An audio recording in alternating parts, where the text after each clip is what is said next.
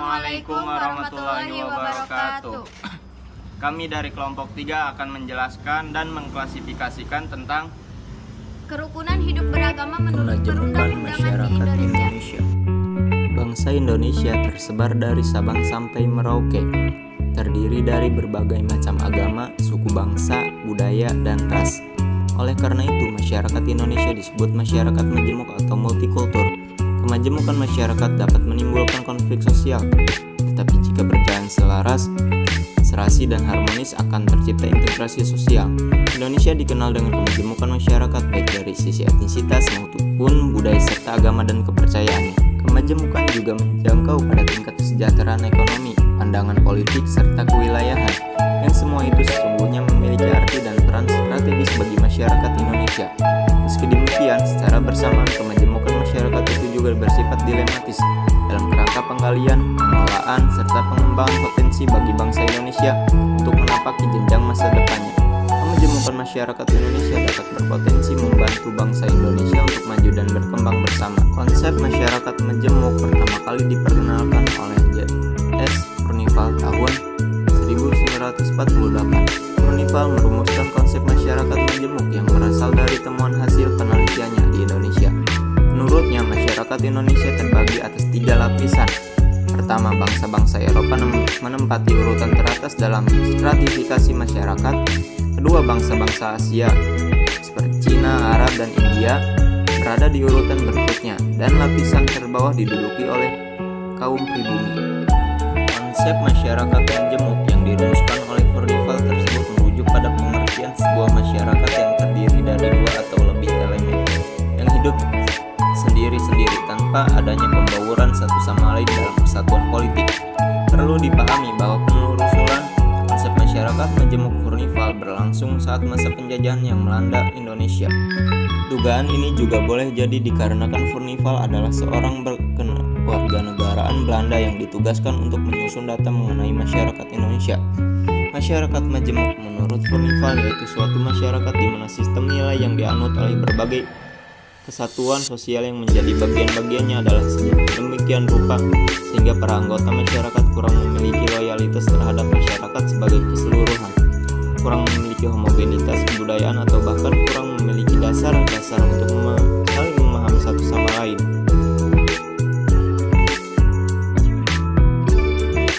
Menurut Clifford Geertz, masyarakat majemuk merupakan masyarakat yang terbagi ke dalam subsistem yang lebih kurang berdiri dan masing-masing subsistem terikat oleh ikatan primordial.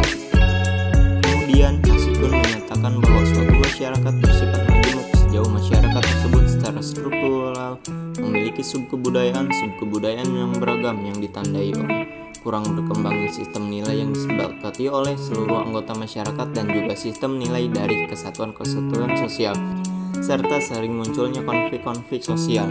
Menurut konfigurasi dari komunitas etnisnya, masyarakat majemuk dapat dibedakan menjadi 4 kategori sebagai berikut. Pertama, masyarakat majemuk dengan kompetisi seimbang, yaitu masyarakat majemuk yang terdiri atas jumlah komunitas atau kelompok etnis yang memiliki kekuatan kompetitif seimbang. Kedua, masyarakat majemuk dengan mayoritas dominan, yaitu masyarakat majemuk yang terdiri atas jumlah komunitas atau kelompok etnis yang kekuatan kompetitif tidak seimbang. Tiga, masyarakat majemuk dengan minoritas dominan, yaitu masyarakat yang antara komunitas atau kelompok etnis yang terdapat kelompok minoritas, tetapi mempunyai kekuatan kompetitif di atas yang lain, sehingga mendominasi politik dan ekonomi. Keempat, masyarakat majemuk dengan fragmentasi, yaitu masyarakat yang terdiri atas jumlah besar komunitas atau kelompok etnis, dan tidak ada satu kelompok pun yang mempunyai posisi politik atau ekonomi yang dominan. Struktur masyarakat Indonesia ditandai oleh 2 cirinya yang bersifat unik. Pertama, horizontal, ditandai oleh kenyataan adanya kesatuan-kesatuan sosial berdasarkan perbedaan suku bangsa, perbedaan agama, adat, serta perbedaan kedaerahan. Kedua, vertikal, struktur masyarakat Indonesia ditandai adanya perbedaan vertikal antara lapisan atas dan lapisan bawah yang cukup dalam. Pierre van den Berg mengemukakan beberapa karakteristik masyarakat majemuk sebagai berikut. Pertama, terjadinya segmentasi ke dalam kelompok-kelompok yang mempunyai kebudayaan, tepatnya subkebudayaan yang berbeda satu dengan lainnya. Kedua, memiliki struktur sosial yang terbagi ke dalam lembaga-lembaga yang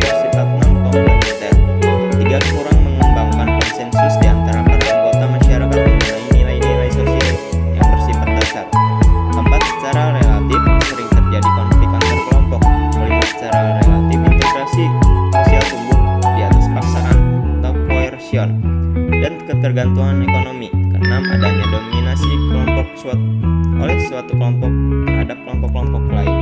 Perbedaan-perbedaan suku bangsa, agama, adat, dan kedaerahan seringkali disebut sebagai ciri masyarakat Indonesia yang bersifat majemuk. Suatu istilah yang mula-mula dikenalkan oleh Furnival untuk menggambarkan masyarakat Indonesia pada masa Hindia Belanda. Konsep masyarakat majemuk sebagaimana yang digunakan oleh ahli-ahli ilmu kemasyarakatan dewasa ini memang merupakan perwakilan dari konsep Furnival tersebut. Faktor yang menyebabkan kemajemukan masyarakat Indonesia adalah sebagai berikut.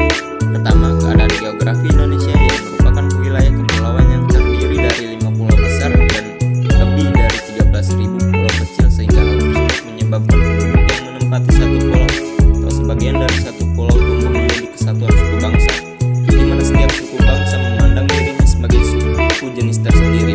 Kedua, letak Indonesia di antara Samudra Indonesia dan Samudra Pasifik serta di antara benua Asia dan Australia. Maka Indonesia berada di tengah-tengah lalu lintas perdagangan. Hal ini mempengaruhi terciptanya pluralitas atau kemajemukan agama. Iklim yang berbeda serta struktur tanah di berbagai daerah kepulauan Nusantara ini merupakan faktor yang menciptakan kemajemukan regional.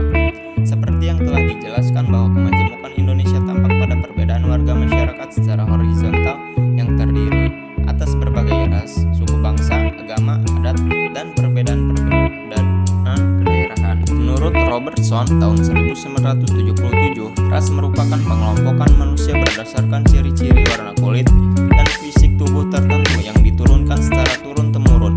Untuk itu, ras yang hidup di Indonesia antara lain ras Melayu, Mongoloid, Wedoid, dan sebagainya. Sedangkan untuk suku bangsa atau etnis yang tersebar di Indonesia sangatlah beraneka ragam, dan menurut Hilbert Geertz, di Indonesia terdapat lebih dari 300 suku bangsa di mana masing-masing memiliki bahasa dan identitas kebudayaan yang berbeda. Dalam kemajemukan agama di Indonesia secara umum, agama yang berkembang di Indonesia adalah Islam, Kristen Protestan, Katolik, Hindu, dan Buddha. Selain itu terdapat agama-agama lain seperti Konghucu, Kaharingan di Kalimantan, Sunda Kawitan di suku Baduy, serta aliran kepercayaan. Pengaruh kemajemukan masyarakat Indonesia berdasarkan suku bangsa, ras, dan agama dapat dibagi atas pengaruh positif dan negatif. Pengaruh positifnya adalah terdapat keanekaragaman budaya yang terjalin serasi dan harmonis sehingga terwujud integrasi bangsa. Pengaruh negatif kemajemukan antara lain: pertama, primordial. Karena adanya sikap primordial, kebudayaan daerah, agama, dan kebiasaan di masa lalu tetap bertahan sampai kini. Sikap primordial yang berlebihan disebut etnosentris. Jika sikap ini mewarnai interaksi di masyarakat, maka akan timbul konflik. Karena setiap anggota masyarakat akan mengukur keadaan atau situasi berdasarkan nilai dan norma kelompoknya. Sikap ini menghambat terjadinya integrasi sosial atau integrasi bangsa. Primordialisme harus diimbangi tenggang rasa dan toleran. Kedua, stereotip etnik. Interaksi sosial dalam masyarakat majemuk sering diwarnai dengan stereotip etnik, yaitu pandangan atau image umum suatu kelompok etnis terhadap kelompok etnis lain.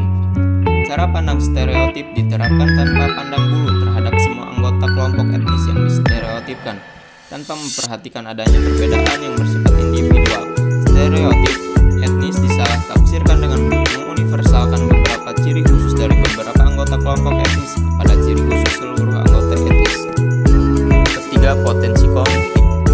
Ciri utama masyarakat majemuk atau plural society menurut Furnival tahun 1940 adalah kehidupan masyarakatnya berkelompok-kelompok yang berdampingan secara fisik, tetapi mereka secara esensi terpisahkan oleh perbedaan-perbedaan identitas sosial yang melekat pada diri mereka masing-masing serta tidak tergabungnya mereka dalam satu unit politik tertentu.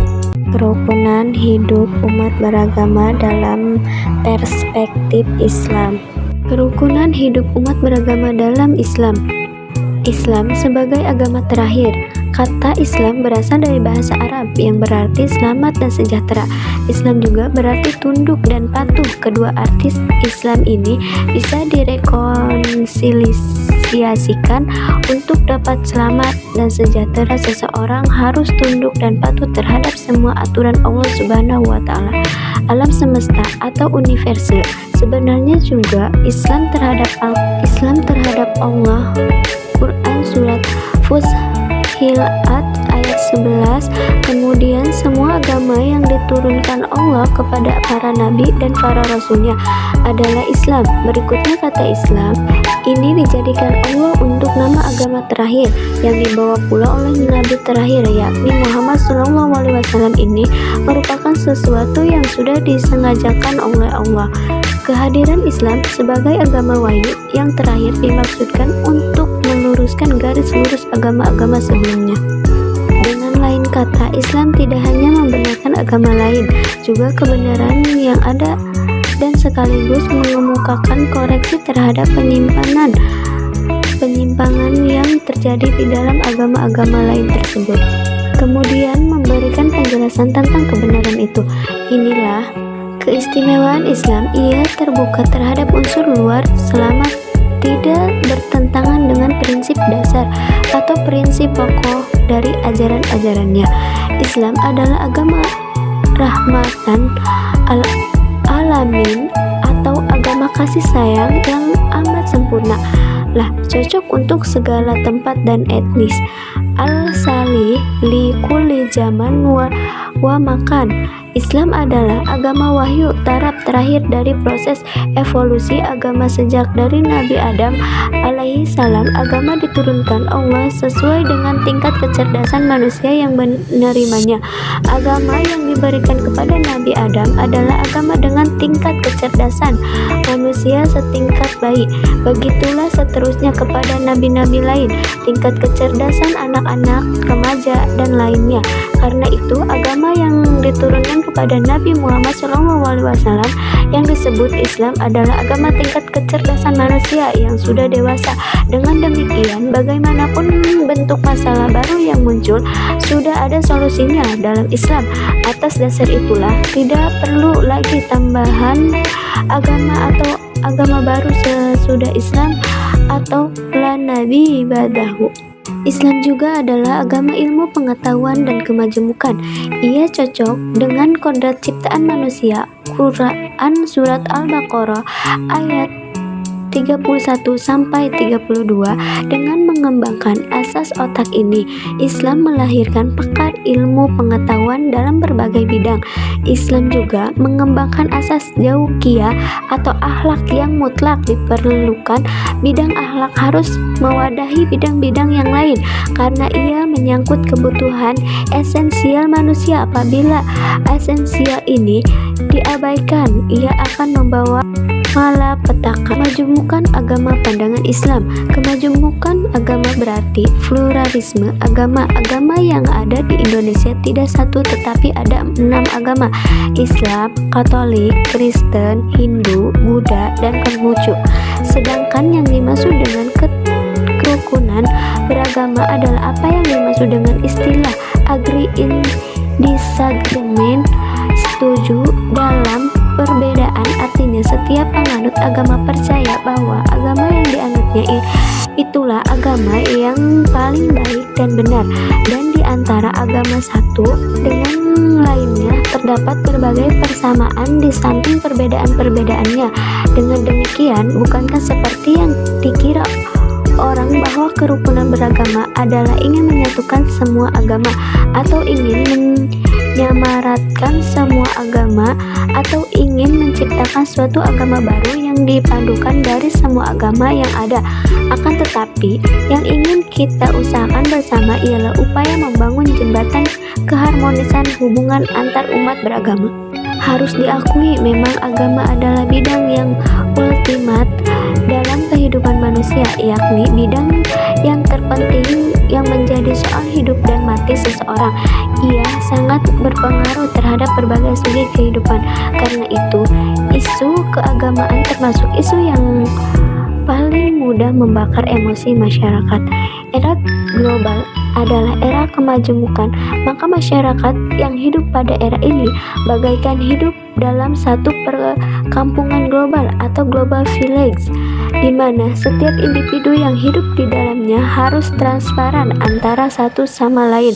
Masyarakat yang berasal dari satu agama yang berbeda dalam perkampungan ini haruslah demikian. Visi yang religius yang berlaku adil terhadap agama mereka sendiri dan juga terhadap agama yang dimiliki oleh kelompok lain. Dengan sebuah kesadaran yang positif tentang adanya perbedaan-perbedaan antara berbagai kelompok, masing-masing kelompok haruslah bersikap seperti itu untuk secara serius. Sikap kemajemukan tersebut haruslah ditumbuhkan suasana kerjasama atau kerukunan hidup antar umat beragama. Paling tidak harus disadari bahwa sikap kemajemukan sangat diperlukan untuk membangun suasana keberagaman, saling memahami dan mendewasakan diri, yang pada akhirnya akan dapat mengantarkan kita pada kemaslahatan bersama dalam persoalan sosial kemanusiaan. Pada pihak lain, agama sebagai sumber etika sudah seharusnya pula ikut aktif menyusun semacam aturan atau norma untuk kepentingan bersama dan tujuan yang sama. Dalam era global ini, khusus di Indonesia, masalah kemajemukan agama sudah diatur dalam upaya pembinaan kerukunan hidup umat beragama. Untuk memelihara kerukunan hidup umat beragama, pemerintah Indonesia telah mengeluarkan Undang-Undang Nomor 1 PNPS 1965 tentang pencegahan penyalahgunaan atau penodaan agama serta peraturan perundang-undangan yang berlaku. Arah kehidupan beragama yang sehat perlu dikembangkan dalam masyarakat agar tercipta kerukunan hidup umat beragama, yaitu kerukunan hidup pemeluk satu agama, kerukunan hidup antar umat beragama, dan kerukunan hidup antar umat beragama dengan pemerintah. Di Indonesia, paham kemajemukan telah lama ada dan telah pula dipraktikkan. Telah dimaklumi bahwa Indonesia adalah negara yang terdiri dari beribu-ribu pulau, berbagai suku bangsa dan beragama dan beragam budaya. Bahkan jumlah penduduknya nomor 3 terbesar dunia dan pemeluk beragam agama. Namun dalam keanekaragaman itu kita bersatu dalam keseragaman sebagaimana disinyakan dalam Bhinneka Tunggal Ika, berbeda-beda tetapi satu. Sikap kemajemukan ini jangan hanya sebatas mengakui dan menerima kenyataan kemajemukan saja, tetapi ia harus dipahami sebagai suatu ikatan yang dapat menyatukan antara kita masing-masing. Sebelumnya juga kesadaran sebagai suatu bangsa yang bersatu telah pula kita lakukan dengan lahirnya Sumpah Pemuda tahun 1928. Satu bangsa, satu Indonesia, satu bahasa Indonesia, satu tanah air Indonesia, yang kemudian berhasil melahirkan Negara Kesatuan Republik Indonesia pada tanggal 17 Agustus 1945. Dengan sikap kesatuan ini pula kita telah berhasil mematahkan kekuatan penjajah yang ingin memecah belah kita sebagai bangsa Indonesia. Memang kita sangat prihatin terhadap konflik-konflik yang terjadi atas nama agama. Alpaan ini harus kita jadikan pelajaran untuk masa yang datang, dan kita harapkan kepada semua pihak agar sama-sama mengatasinya. Bahkan kita masih tetap optimis walaupun berbeda agama, kita akan dapat membentuk hubungan harmonis sesama kita. Ide tentang kemajemukan ini merupakan prinsip dasar dalam Islam, adalah agama yang sangat toleran dan menghargai pendapat sesama umat Islam atau interumat Islam yang didasari atas ukhuwah Islamiyah. Hal ini sesuai dengan apa yang disyaratkan Al-Quran dalam surat Al-Hujurat ayat 49 yang berbunyi, Bismillahirrahmanirrahim, Ya ayyuhalladzina amanu alla yashara qawmun min qawmi asa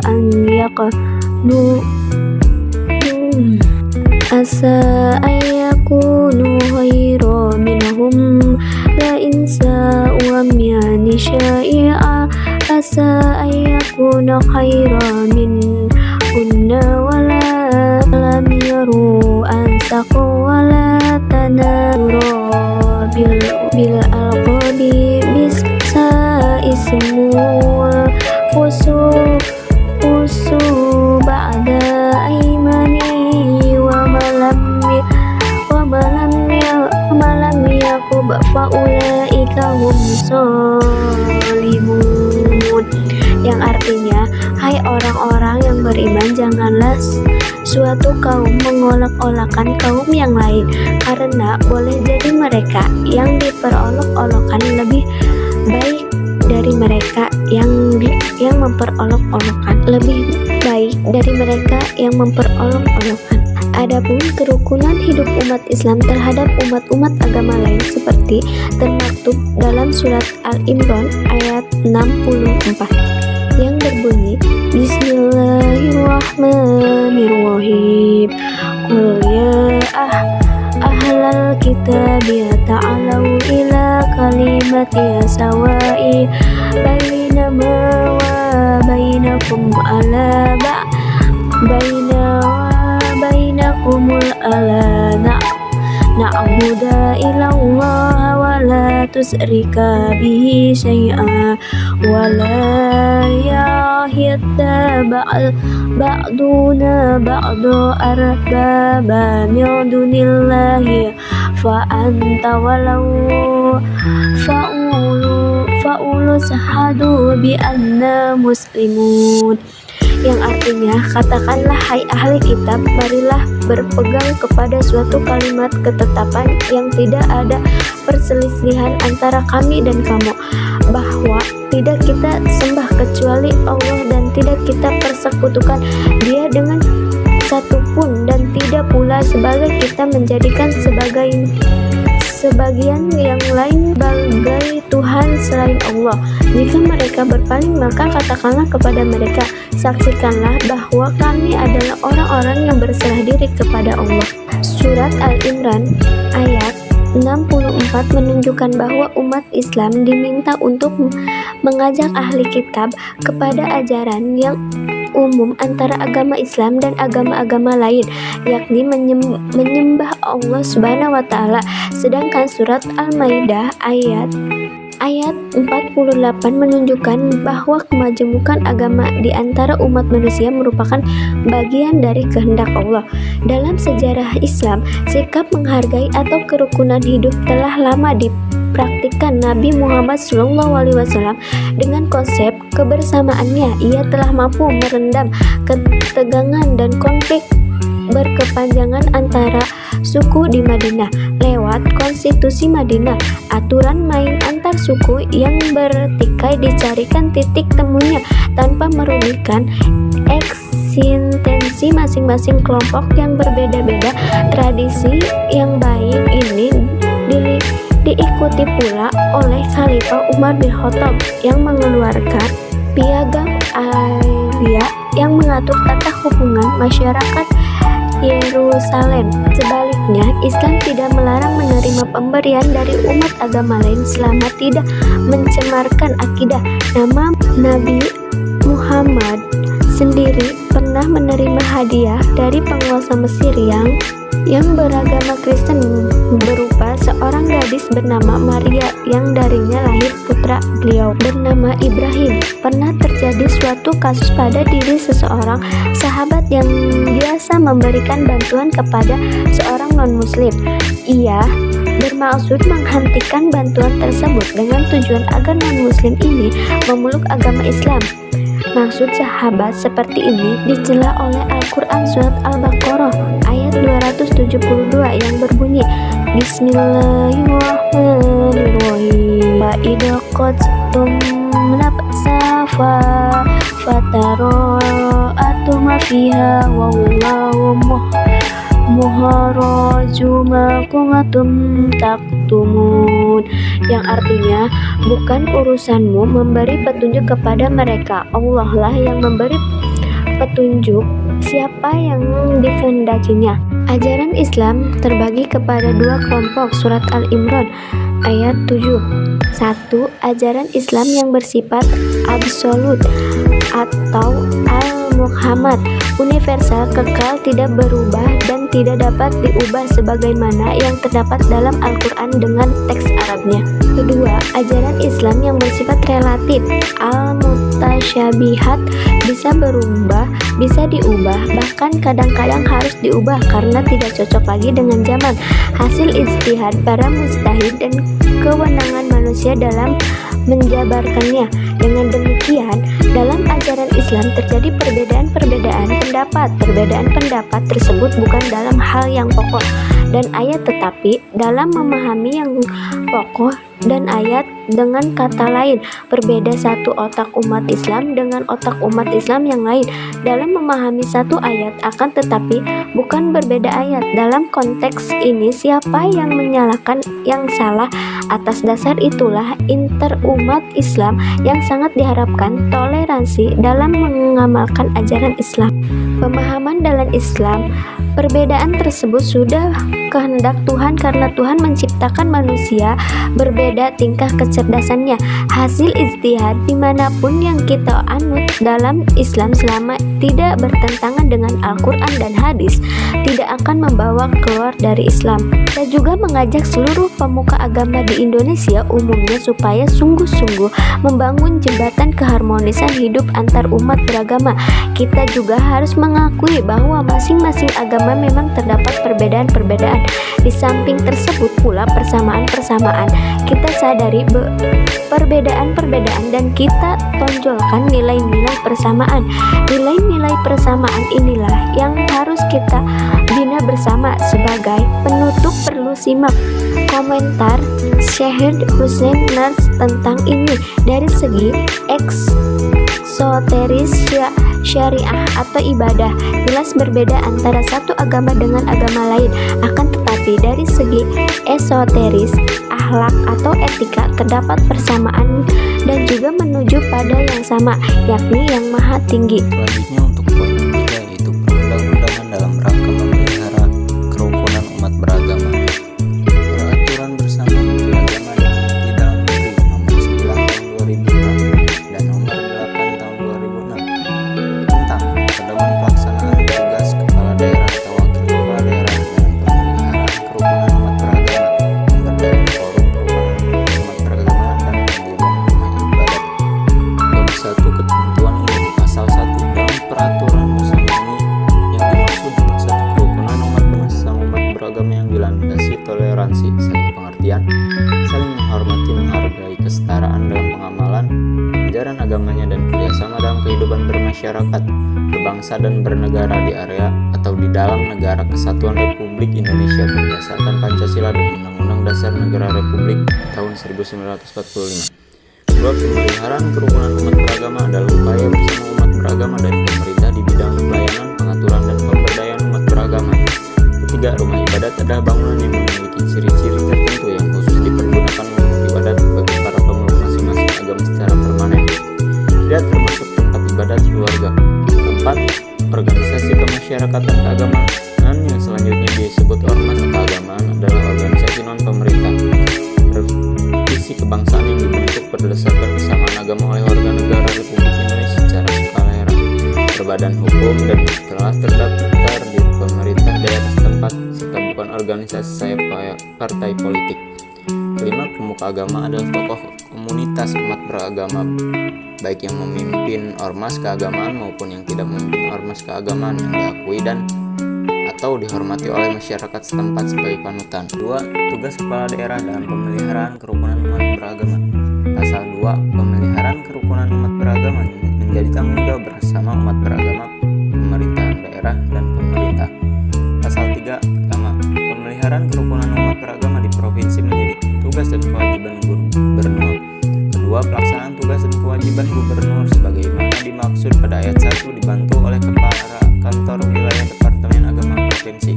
Pasal 4, nomor 1, pemeliharaan kerukunan umat beragama di kabupaten atau kota menjadi tugas dan kewajiban bupati atau wali kota. Kedua, pelaksanaan tugas dan kewajiban bupati atau wali kota sebagaimana dimaksud pada ayat 1 dibantu oleh kepala kantor Departemen Agama kabupaten atau kota.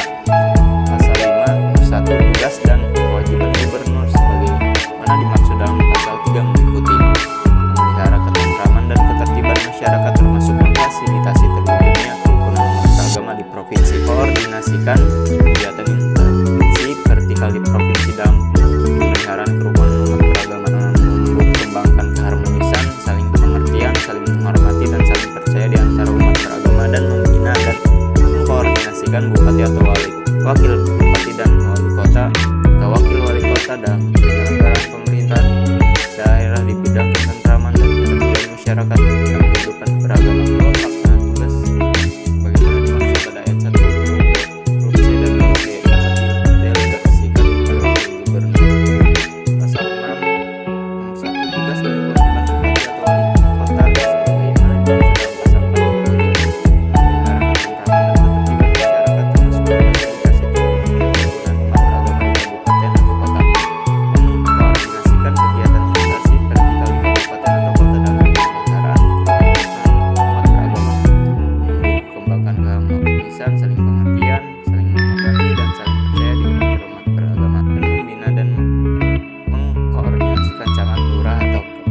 bisa dalam penyelenggaraan pemerintahan daerah di bidang ketentraman dan ketertiban masyarakat dan kehidupan beragama. Bab 3 Forum Kerukunan Umat Beragama. Bab 8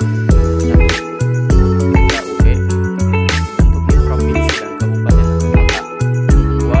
Pembentukan KUB sebagaimana dimaksud pada ayat 1 dilakukan oleh masyarakat yang difasilitasi oleh pemerintah daerah. 3. KUB sebagaimana dimaksud pada ayat 1 kerukunan yang bersifat konsultatif. Pasal 9 1. KUB provinsi sebagaimana dimaksud dalam pasal 8 ayat 1 tugas melakukan dialog dengan tokoh agama dan tokoh masyarakat, menampung aspirasi ormas keagamaan dan aspirasi masyarakat, menyalurkan aspirasi ormas keagamaan dan masyarakat dalam bentuk rekomendasi sebagai bahan kebijakan gubernur dan melakukan sosialisasi peraturan perundang-undangan dan kebijakan di bidang keagamaan yang berkaitan dengan kerukunan umat beragama dan pemberdayaan masyarakat. 10. Satu keanggotaan FKUB terdiri atas pemuka-pemuka agama setengah pada anggota FKUB provinsi paling banyak 21 orang dan jumlah anggota FKUB kabupaten atau kota paling banyak 17 orang. Pasal 11 dalam pemberdayaan FKUB dibentuk Dewan Penasihat FKUB di provinsi dan kabupaten kota. Bab 4 pendirian rumah ibadat. Pasal 13 pendirian rumah ibadat didasarkan pada keperluan nyata dan sungguh-sungguh berdasarkan komposisi jumlah penduduk bagi pelayanan umat beragama yang bersangkutan di wilayah kelurahan atau desa. Nomor 2 pendirian rumah ibadat sebagaimana yang dimaksud pada ayat 1 dilakukan dengan tetap menjaga kerukunan umat beragama dan menggabungkan ketentraman dan ketertiban umum serta mematuhi peraturan perundang-undangan. Nomor 3 dalam hal keperluan nyata bagi pelayanan umat beragama di wilayah kelurahan atau desa sebagaimana dimaksud ayat 1 tidak terpenuhi pertimbangan komposisi jumlah penduduk digunakan pada wilayah kecamatan kabupaten atau kota atau provinsi. Pemanfaatan bangunan gedung. Pasal 18 nomor 1 pemanfaatan bangunan gedung bukan rumah ibadat sebagai rumah ibadat sementara harus mendapat surat keterangan pemberian izin sementara dari pihak yang memenuhi persyaratan layak fungsi dan B. Pemeliharaan kerukunan umat beragama serta ketentraman dan ketertiban masyarakat. Nomor 2 persyaratan